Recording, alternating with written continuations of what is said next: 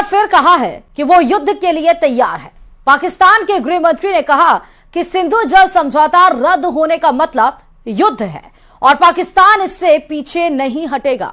Rawalpindi headquarter में भी भारत को लेकर लगातार मीटिंग चल रही है। जब से जनरल मुनीर को पता चला कि भारतीय सेना 3 मोर्चों पर युद्ध के लिए तैयार है, उनके कोर कमांडरों में हड़कंप मचा हुआ है। देखिए रिपोर्ट।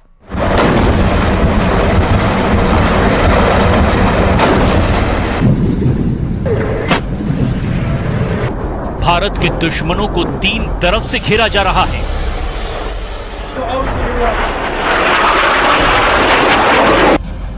पाकिस्तानी सेना को पता है कि उसे बहुत बड़ा सरप्राइज मिलने वाला है।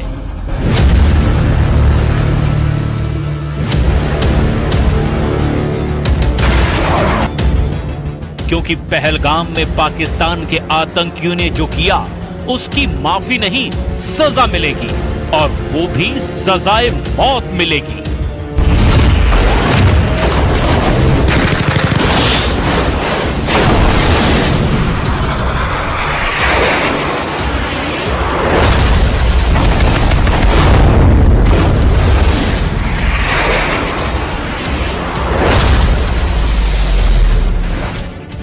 कुपवाड़ा के पास एलओसी पर पाकिस्तान ने गोलीबारी की और इसका उसे जवाब भी दिया जा चुका है। रिपोर्ट है कि अगर पाकिस्तान ने 600 गोलियां चलाई तो भारत ने इसके जवाब में 1300 राउंड फायर कर दिए। यानी पाकिस्तान को एलओसी पर जवाब मिलना शुरू हो गया है। पाकिस्तान के हर अटैक के बदले डबल काउंटर अटैक हो रहा है।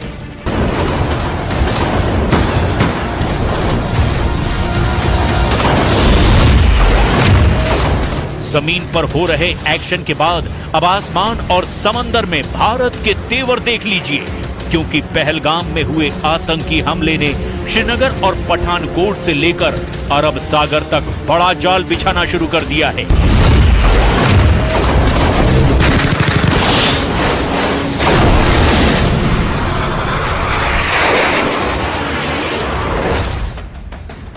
एलओसी से लेकर भारत और पाकिस्तान के बॉर्डर और साथ में अरब सागर तक हाई अलर्ट है। भारत के सबसे खतरनाक हथियार एक्टिव कर दिए गए हैं। एलओसी पर भारत की फौज अलर्ट है। पंजाब और राजस्थान सेक्टर में बीएसएफ की कड़ी निगरानी है और S-400 जैसे तमाम एयर डिफेंस सिस्टम भी अब 24 घंटे एक्टिव कर दिए गए हैं। भारत की टैंक रेजिमेंट भी अखनूर से लेकर गुजरात तक वॉर मोड में आ चुकी है। इस वक्त एयरफोर्स में 2 जहाज बहुत एक्टिव हैं और वो हैं सुखोई 30 MKI और राफाल, जो भारत के फ्रंटलाइन फाइटर माने जाते हैं। इन सब के बीच बड़ी खबर यह है कि पाकिस्तान का पहलगाम वाला एजेंडा फेल हो चुका है। नौसेना ने अपनी फायर पावर दिखाकर बता दिया है कि जो पाकिस्तान चाहता है वो कभी नहीं होगा। कि पहलगाम में आतंकी हमला भारत को बांटने की साजिश थी, जो पूरी तरह से नाकाम हो चुकी है। आतंकियों ने देश को बांटने की जो कोशिश की वो 48 घंटे के अंदर ही फेल हो गई।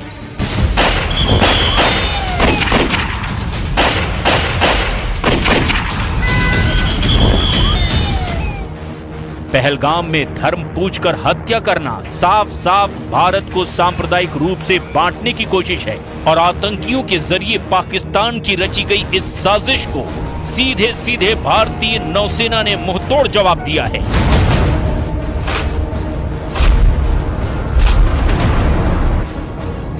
नौसेना की ओर से सोशल मीडिया पर तस्वीरें जारी करके बताया गया कि एकता में शक्ति है। एकता में शक्ति यानी भारत को धर्म के नाम पर बांटने वालों को ऐसा जवाब मिलेगा जिसमें उन्हें तबाह करने का सिग्नल भी है।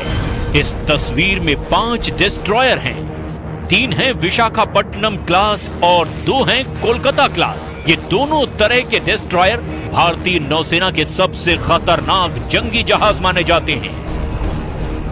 नौसेना ने साफ बताया कि उसके वॉरशिप मिलकर दुश्मन से लड़ने के लिए तैयार हैं। दुश्मन के खिलाफ अब एक होने की जरूरत है, यानी मैसेज साफ है, बांटने वालों को अब बख्शा नहीं जाएगा। एक ही सफ में नौसेना के 5 जंगी जहाज। और इस फोटो के जरिए नौसेना ने अपनी रेंज और फायर पावर की एक छोटी सी झलक भी दिखाई है। पाकिस्तान के खिलाफ नौसेना की क्या तैयारी है, इसे और डिकोड करते हैं। सबसे बाईं ओर है आईएनएस इम्फाल, उसके दाईं ओर की तरफ आईएनएस मोरमुगाओ और उसके बाद लीड शिप आईएनएस विशाखापट्टनम। शुरुआत की ये तीनों जहाज आईएनएस विशाखापट्टनम क्लास के डिस्ट्रॉयर हैं। आईएनएस विशाखापट्टनम के दाईं तरफ है कोलकाता क्लास के आईएनएस चेन्नई और आईएनएस कोच्चि। इन्हीं में से एक यानी विशाखापट्टनम क्लास के जहाज आईएनएस सूरत की फायर पावर का भारत ट्रेलर दिखा चुका है। पहलगाम में हुए आतंकी हमले के 48 घंटे के अंदर ही भारत ने सिग्नल दे दिया था कि वो पाकिस्तान के साथ क्या कर सकता है। पहलगाम से 2000 किलोमीटर दूर भारत ने पाकिस्तान के दिलो दिमाग पर पहला वार तब किया जब MRSAM दागी गई। आईएनएस सूरत से भारत ने MRSAM यानी medium range surface to air missile launch करके बता दिया कि बदला लेने वाला इरादा कितना मजबूत है। 70 किलोमीटर तक आसमानी टारगेट को धमाके के साथ खत्म करने वाली इस मिसाइल ने अरब सागर में बड़ा सिग्नल दिया है। इजराइल के साथ मिलकर बनाई गई इस मिसाइल को आईएनएस सूरत से आजमाया गया, यानी विशाखापट्टनम क्लास का वो डिस्ट्रॉयर जिसके मुकाबले का कोई वॉरशिप पाकिस्तान के पास नहीं है। और पहलगाम में हुए बर्बर आतंकी हमले के बाद देश भर में आक्रोश का माहौल है। भारत के कड़े रुख को देखते हुए पाकिस्तान के हौसले पस्त हैं। पाकिस्तान भारत को युद्ध की धमकी दे रहा है, लेकिन वो ये भूल जाता है कि उसने कई बार भारत के हाथों मुंह की खाई। जोधपुर में प्रदर्शित यह टैंक पाकिस्तान की बुजदिली की जिंदा निशानी है। बनार रोड की तरफ जाने वाली सड़क पर रखा गया है T-59 टैंक पाकिस्तान की बुजदिली और भारत की सेना की शौर्य का जीता जागता सबूत है। पाकिस्तान युद्ध अगर करता है या युद्ध की बात करता है तो हमें इतिहास के झरोकों में झांकने की जरूरत है कि पाकिस्तान की वीरता कैसी रही है और भारत के साथ पाकिस्तान के युद्ध रहे हैं, उनमें क्या परिणाम रहे हैं। हर युद्ध पाकिस्तान हारा है। आप मेरे पीछे देख सकते हैं, ये एक पाकिस्तानी टैंक है जो 1971 युद्ध के दौरान बुजदिल पाकिस्तान लड़ने आया था भारत से, लेकिन अपने हथियार ही छोड़कर चला गया। और वो हथियार छोड़ के जब भागा तो इन हथियारों को अलग अलग शहरों में प्रदर्शित किया गया। ये पैटर्न टैंक है। तत्कालीन समय में सबसे अत्याधुनिक टैंक जो कहे जाते थे, ये टैंक लेकर पाकिस्तान 1971 के युद्ध में जो मैदान में उतरा था, युद्ध के मैदान में। दरअसल इन टैंक को जोधपुर में लाने का श्रेय सलोड़ी निवासी जोराराम बिश्नोई को जाता है, जिन्होंने 1971 में पाकिस्तान सेना के 10 T-59 टैंक को अपने ट्रैक्टर की मदद से 13 दिन के अंदर युद्ध क्षेत्र से जोधपुर तक पहुंचाया था। युद्ध के बाद इन टैंकों को अलग अलग उद्देश्यों के लिए इस्तेमाल किया गया, जबकि कुछ को सैन्य संग्रहालयों में प्रदर्शित किया गया ताकि लोग युद्ध की स्मृति और भारतीय सैनिकों की बहादुरी को याद रख सके, जो 1971 के युद्ध में पाकिस्तान से जीते गए थे। ये टैंक उस युद्ध में भारतीय सेना की विजय का प्रतीक है। हाँ, बस 1971 में ये छोड़ के चले गए थे। वो कुछ नहीं, गिद्दड़ बम के है, उससे कुछ नहीं होने वाला है। इंडियन एयरफोर्स बहुत पावरफुल है अभी के टाइम में, विश्व गुरु है भारत, तो वैसे कुछ नहीं है, गिद्दड़ बम के है। साल 1971 में पाकिस्तान के पास सबसे उन्नत तकनीक के पैटर्न टैंक थे, जिसके दम पर वो। और चलिए इसी के साथ ही इस रिपोर्ट में फिलहाल अभी इतना ही। बाकी अन्य खबरों के लिए देखते रहिए News 18 राजस्थान।